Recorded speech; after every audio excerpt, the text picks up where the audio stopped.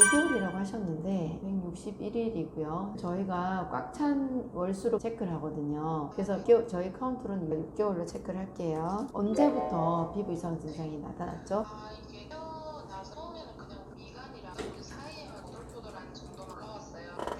태어나고 집에 와가지고 2개월인가 3개월 사이에 샤워를 하고 나서 보면 몸에 조금 붉은 반점 같은 게 조금 나 있긴 했거든요. 경고를 받았어요. 처음에 발진 올라왔어요. 그때 고객이 락티케어인가 그걸 처방을 해주셨어요. 바르니까 가라앉게 하던가요? 조금 그냥 가라앉을 정도만. 네. 이제 하루에 한 번씩 발랐는데 뭐 매일 바르고 있어요? 아니면 얼마 바르다가 안 발랐어요? 아니요, 바르다가 안 바르고 그거는 아니었어요. 거의 바른다시피는 했어요. 처음에 입 주변이 그냥 이렇게 띄엄띄엄 빨간 점으로 시작되다가 시발기 같은 거 물어서 거기가 자리가 났구나 이렇게 생각을 했는데 그게 전체적으로 이렇게 붉은 표면이 넓어지면서 빨갛게 달아오르더니 그게 지금 요 며칠 사이에 눈 밑에 오돌토돌한 그게 빨갛게도 원래 안 올라왔었는데 지금 빨갛게 올라오거든요. 그래서 안에서 위로 이렇게 올라오고 발이라든지 손 마디 사이라든지 이런 데도 있고 이제 자꾸 더 퍼지죠, 나름대로. 네, 그래서 뭐 다른 곳에도 있고 여기도 있고 저기도 있고 그래요. 락티케어는 거의 매일 올라오는 부위별로 돌아가면서 바르다시피 하는 거 하고 있는 거예요. 그리고 처음에 침독으로 이렇게 생각을 하고 침독 크림이 좋다는 그런 것도 여러 개 발랐는데 별다른 효과가 없고 하니까 이런 애들은 침독 있으면서 그게 확 퍼진다고 또 그러더라고요. 그래서 침독 크림도 별로 효과가 없는 것 같아서 그냥 그대로일 거다가. 네.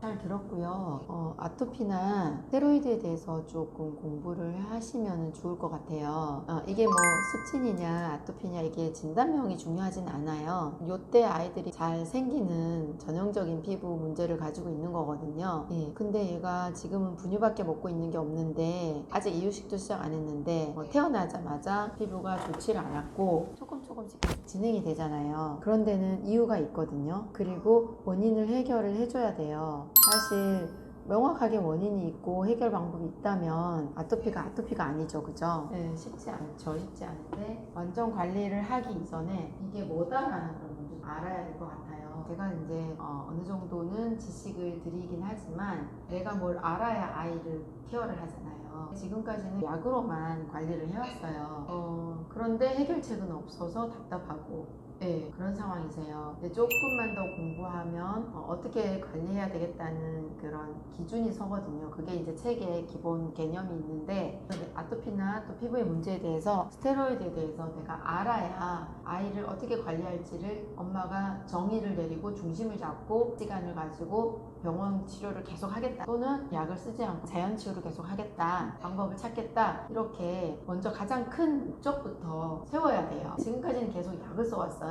결코 짧은 기간이 아니에요. 그쵸? 생각해보시면 한 2달부터 한 4개월을 쓴 것 같아요. 처음에는 조금 가려웠는데 점점 심해지는 것이 이 아이가 자라면서 알레르기가 더 심해져서 그런 것일 수도 있고 별로 심하지 않을 수도 있는데 지금까지 스테로이드를 바르면서 스테로이드 때문에 더 심해진 것일 수도 있어요. 제 생각에는 둘 다인 것 같아요. 스테로이드 습성이 바르면 바를수록 점점 많은 양을 바르기를 요구를 해요. 바르게 만들고 그리고 바르면 바를수록 범위가 점점 넓혀져 가요. 그리고 또 바르면 바를수록 심해져요. 그래서 처음부터 그렇게 확 심해지거나 발라도 효과가 없고 이러면은 우리가 좀 조심을 할 텐데 바르면 일단 효과가 있어요. 그러다 보니까 자꾸 야금야금 이게 스며들어가는 거죠. 점점. 그러다가 최근에 한 달 전부터 얼굴이 확 심해진 것처럼 그렇게 돼버리는 현상이 나타나는 게 스테로이드의 전형적인 코스이기도 해요. 다른 분들도 후기를 보면 처음에 효과가 있어서 계속 바르다가 점점 하루에 한 번 바르던 거를 양을 많이 바르게 되거나 또는 횟수가 늘어나거나 그런 와중에도 피부에 심한 정도는 더 심해지고 여기 눌러놓으면 다른 데 튀어나오고 다른 데 눌러놓으면 이쪽에 튀어나오고 이렇게 해서 처음에는 가려움이 시작했는데 발진이 여기저기 지금 벌써 발 있죠, 얼굴에 있죠, 두피에 있죠, 계속 진행되잖아요. 그러면 앞으로 계속 이렇게 이제 약을 바르고 간다고 쳐요.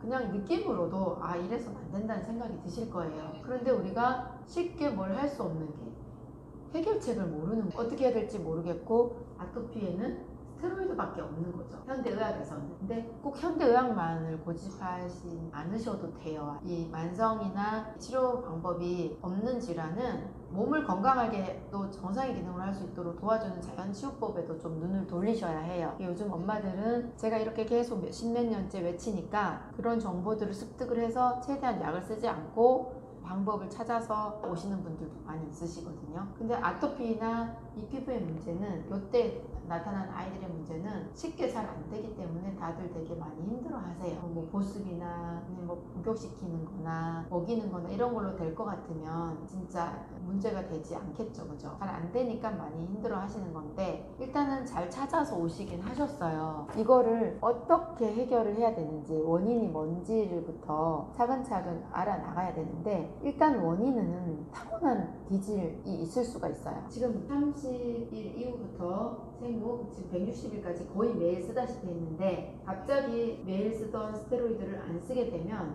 피부가 확 심해져 버리기 시작해요. 그것을 스테로이드 리바운드 현상이라고 하고요. 그 리바운드 현상을 넘겨야 되는 거예요. 잘. 그런데 피부가 너무 심해져 버리기 때문에 못 참고 또 스테로이드를 써요. 왜냐면 막 진물 나고 지금도 진물 나는데 진물이 되게 심해지고 얼굴 주위로 막 되게 심해지고 다른 부위도 막 심해져 버릴 수 있거든요. 무서워서 피부 아토피나 뭐 습진이든 스테로이드든 자연 치유를 잘 이해를 못한다면 심해져 버리니까 무서워서 병원을 바로 직행해버려요. 그래서 책을 읽으라는 거거든요.